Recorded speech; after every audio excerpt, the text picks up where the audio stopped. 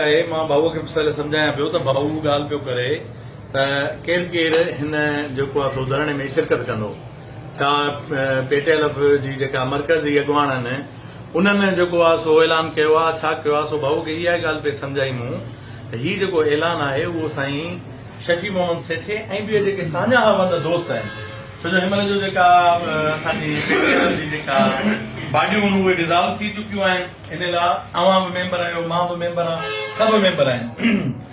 जेको बि थोरो घणो उस्तादनि जो दर्द रखंदो उहो चवंदो त बाबा हीउ जेको आहे सो असांजो मेन मुतालबो आहे सर्विस स्ट्रक्चर हर डिपार्टमेंट खे सर्विस स्ट्रक्चर मिलियल आहे असां उस्तादनि ॾोह कयो आहे शऊर बि असांजूं इंसान खे इंसान करण वारा बि असां छो जो असां प्राइमरी उस्ताद आहियूं जंहिंमहिल ॿार अचे थो माउ जी झोलीअ खां उथी पोइ असां वटि थो अची दाख़िल थिए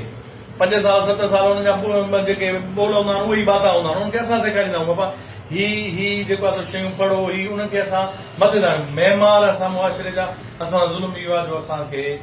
सर्विस स्ट्रक्चर कोन थो ॾिनो वञे इनिशियल अपॉइंटमेंट खां असां रेगुलराइज़ कोन आहियूं वॾी ॻाल्हि त ॿुधाई हयाती ते भरोसो कोन्हे को सुभाणे तूं असां मरी पऊं जेके असांजो जेको कॉन्ट्रेक्ट वारो लॉस आहे इहो त मसालो मुतालबो असांजो आहे शफ़ी थोरी आहे हुननि जा त जेको आहे सर्विस कानून थियल आहे न जेके पुराणा आहिनि सो चवण जो मक़सदु इहो त जेके बि इहे मुतालबा आहिनि उहे हर उस्ताद जे लाइ फ़ाइदेमंद आहिनि सीनियर तोड़े जूनियर जे लाइ सीनियर जे लाइ इन लाइ फ़ाइदेमंद आहिनि जेकॾहिं सुभाणे सर्विस स्ट्रक्चर थो वञे त सीनियर वेंदा 17 अरड़े में तूं असां त पोइ बि जेकॾहिं सर्विस मिलियो असांजी 17 साल सर्विस आहे अॻे में 2008 जेका अपॉइंटमेंट आहियूं उन में असांखे बि फ़ाइदो पवंदो बल्कि हर उस्ताद खे पवंदो ऐं हर उस्ताद खे फ़ाइदो पवणु घुरिजे ही असांजो जेको खातो आहे असांजो जेको एजुकेशन आहे एजुकेशन जो जेको डिपार्टमेंट आहे उनखे सोचणु घुरिजे त असां प्राइमरी उस्तादनि सां हेॾियूं तादियूं छो था कयूं पिया 18 साल थी विया आहिनि असां साॻी ग्रेड में आहियूं असां पंहिंजी ड्यूटी बि पंहिंजे जेको आहे फर्ज़ शनासी सां कयूं पिया था वॾियूं पाबंदियूं बि असां ते लॻायूं थियूं वञनि असांखे को अहिड़ो बिना सूद ते को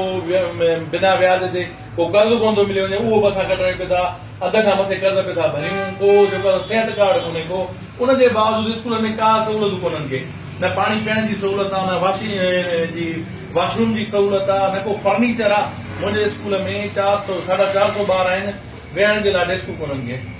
हिकिड़ी छित आहे छित पे थी जेको आहे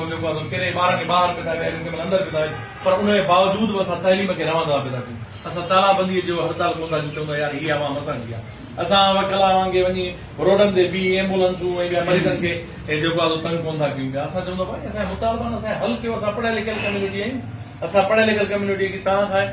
ॿारहा जेको आहे सो इलाज कया साईं शफ़ी मोहम्मद इलाज कया साईं जेके बि मर्कज़ी अॻुवान हुआ उन्हनि इलाज कया पर वरी पोइ इहे तहरीकूं बि थी वञनि अलाए छा कहिड़ो गवर्नमेंट वटि लॉलीपॉप आहे जेको खाराइजी थो वञे पर उहो ॿियो त वठी सभु को वठे थो ऐं उन्हनि खे ॿिठा था लॻनि पर साईं शफ़ी मोहम्मद सेठ अहिड़ी मिटीअ जो बणियल आहे कि हू चए थो बाबा हीउ ते त जेको तव्हां ॾियो पिया था न इहो न खपे असांखे खपे नोटिफिकेशन जो पनो हिनमहिल साईं हाणे बि जेको असां वटि आयो त साईं जो जेसि ताईं पनो न मिलंदो तेसि ताईं असां न वधंदा आहियूं त उन जवान जे पुट सां असांखे कुलो कुले में मिलाइणो भेणो आहे इंशा ताला बीहंदासीं रब साईं ख़ैर करे जेको थियो ॾिठो वेंदो इंशा ताला